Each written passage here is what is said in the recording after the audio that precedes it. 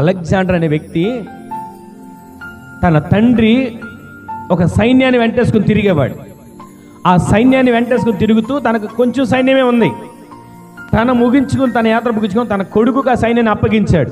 అయ్యా ఇదిగో సైన్యం ఇది, నేను పట్టుకున్న రాజ్యాలు ఇది, నేను సంపాదించింది ఇది అని తన కొడుకు అప్పచెప్తే తన కొడుకు తన సైన్యాన్ని మరింత బలోపేతంగా చేసుకొని మరింత సైన్యాన్ని పెంచుకున్నాడు.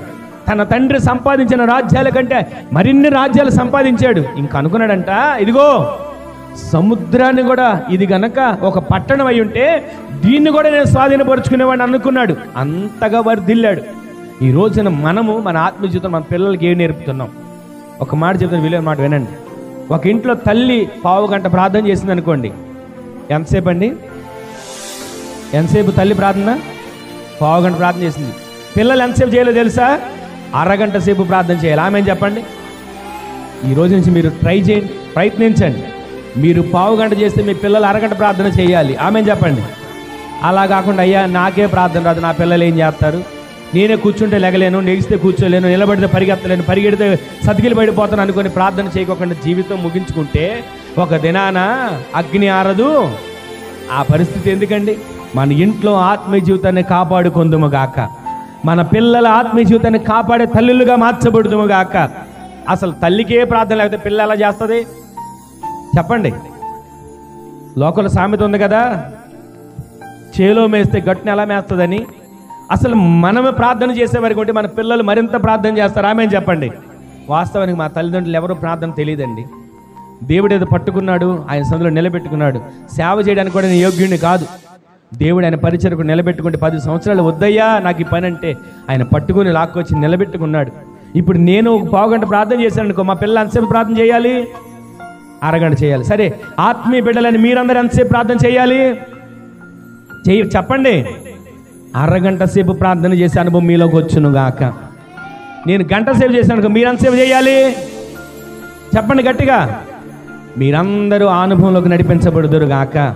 ప్రార్థన అంటే విసుగు కాదండి, అసలు ప్రార్థన మన ఊపిరి. ఒక భక్తుడు ఒక మాట అంటాడు, ఏమన్నాడు తెలుసా? ఒక రోజు నేను ప్రార్థన చేయకోకుండా జీవిస్తే నేను ఊపిరి తీసుకోవడం కూడా వ్యర్థమే. నా ప్రార్థన ఊపిరి లాంటిది. ప్రార్థన చేయకుండా నేను ఎలా బ్రతుకున్నా, ప్రార్థన చేయకుండా నేను ఎలా అన్నం తింటున్నా, ప్రార్థన చేయకోకుండా నేను ఎలా జీవిస్తున్నా అని అంటూ ఉంటాడు. ఈ రోజున ప్రార్థించే వ్యక్తులుగా మన ఆత్మీయ జీవితం కాపాడబడును గాక. మీరు ఆత్మీయంగా ఉన్నారంటే మీ పిల్లలు ఆత్మీయంగా ఎదుగుతారు. గట్టిగా ఆమెను చెప్పండి. సేవకులుగా మేము ఆత్మీయంగా ఉంటే ఆత్మీయ బిడ్డలైన మీరందరూ ఆత్మీయంగా ఎదుగుదురుగాక. మీకోసం దివారాత్రం రోధించి ప్రార్థిస్తుండగా ఆ ప్రార్థన ఫలితాన్ని మీరు కనులారా చూసేటట్లు దేవుడు సహాయం చేయను గాక. మీరు ప్రతిరోజు కూడా మీ ఇంట్లో ప్రార్థన చేయడం మొదలు పెట్టండి. ఒకవేళ తల్లి ప్రార్థన చేసుకుంటుందా, పిల్లలు ఏదో ఫోన్ ఆడుకుంటూ అడ్డు తిరుగుతుంటారు. అలా కాదు, మీ ప్రార్థన మీ పిల్లలకి మీరు నేర్పించండి. మీరు చేసే 10 నిమిషాల ప్రార్థన మీ పిల్లలు 20 నిమిషాలు చేయాలి. మీరు 1/2 గంట చేస్తే మీ పిల్లలు గంట సేపు చేయాలి. మీరు గంట సేపు ప్రార్థన చేస్తే మీ పిల్లలు 2 గంటలు చేయాలి. ఆ విధంగా మన ప్రార్థన జీవితం మార్చబడి మన ఆత్మీయ జీవితాన్ని జాగ్రత్తగా కాపాడుకుందుముగాక. మన పిల్లలు మన ఆత్మీయ జీవితాన్ని చూస్తారు. మన పిల్లలు ఆత్మీయ జీవితంలో వారు నడిపించబడి, ఇదిగోనండి నా తల్లి ప్రార్థన నన్ను ఇలా నిలబెట్టింది, నా తండ్రి ప్రార్థన నన్ను ఇలా నిలబెట్టింది, నేను ఇలా ఉన్నానంటే నా తల్లిదండ్రులు కాచిన కన్నీటి ప్రార్థనేనండి. మన పిల్లలు ఒక దినాన సాక్ష్యాన్ని పంచుకొందురుగాక. అలా ప్రార్థించి ప్రార్థించి ప్రార్థించి మీ పిల్లల కొరకు మీరు చేసిన ప్రార్థన మీ పిల్లలు చూసి వారు కూడా ఆత్మీయతలు ఎదిగి బలపరచబడి ఉన్నతమైన కృప మీ కుటుంబాలకు దేవుడు కలుగజేయునుగాక.